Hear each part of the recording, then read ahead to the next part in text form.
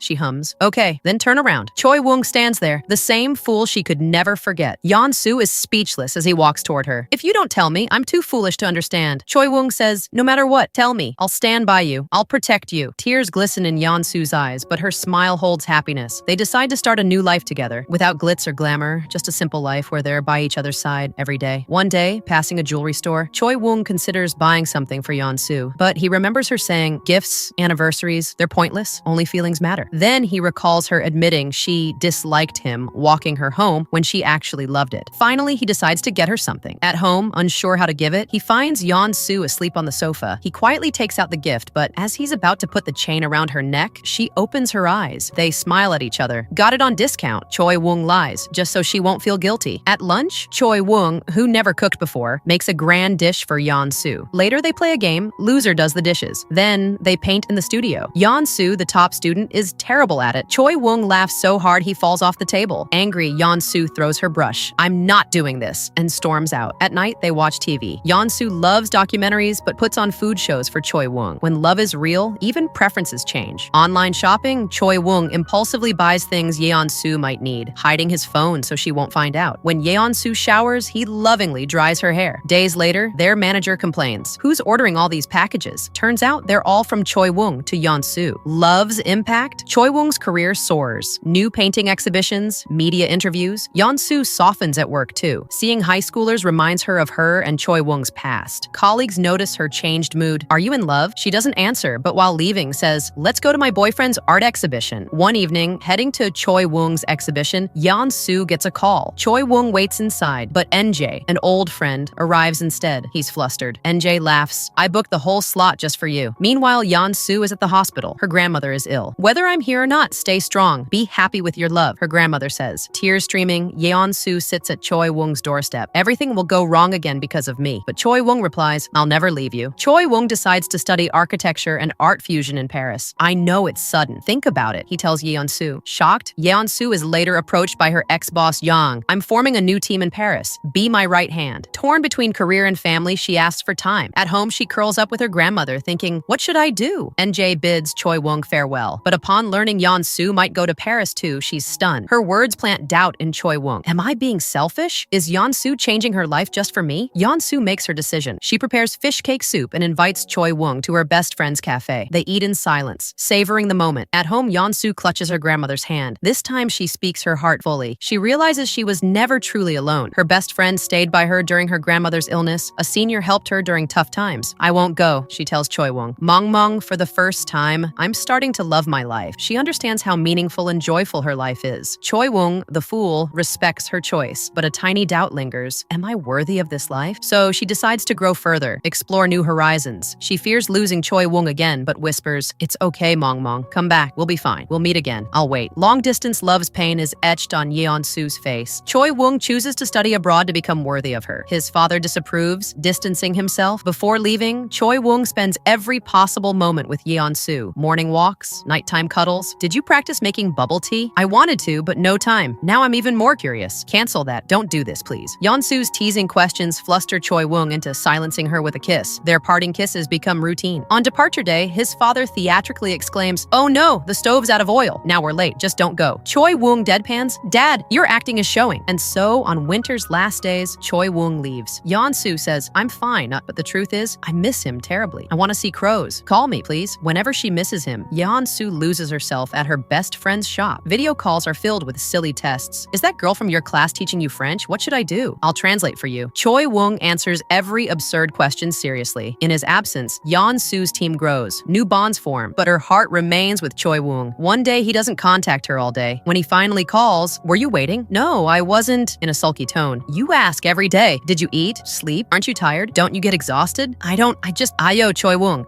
You know what I was thinking? Then Yeon-soo blurts, I should have hidden your passport. Yeon-soo, I love you. What? Say that again. I love you. Yeon-soo's jaw drops. Choi-woong stands before her. He wipes her tears and hugs her tightly. Long distance, hurt more than I expected. Yeah, let's end it quickly. 2 years later, Choi-woong returns. They host charity events together. At one event, Choi-woong secretly sketches Yeon-soo's portrait. Overwhelmed, Yeon-soo tears up. Choi-woong proposes on the spot. They plant flowers in their courtyard. Their old friend Ji-woong arrives. One photo, and with this scene, their story ends.